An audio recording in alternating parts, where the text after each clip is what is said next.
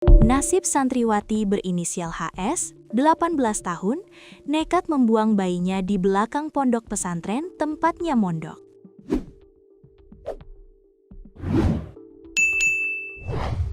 Kini, HS dijerat pasal 458 ayat 1, subsidiar pasal 460 ayat 1, Kitab Undang-Undang Hukum Pidana, KUHP baru, dengan ancaman hukuman maksimal 7 tahun penjara.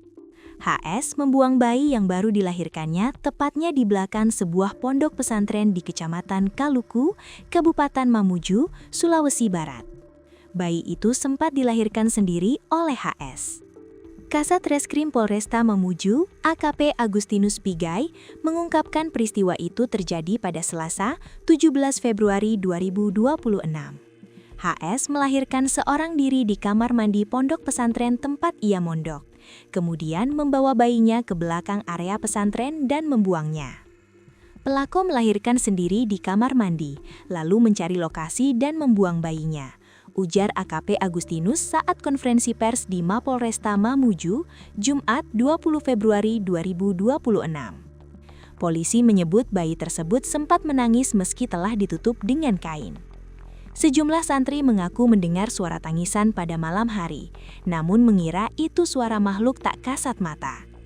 Kasus ini terungkap setelah polisi melakukan olah tempat kejadian perkara, TKP, dan memeriksa sejumlah saksi, termasuk santriwati dan ustadz di pondok tersebut.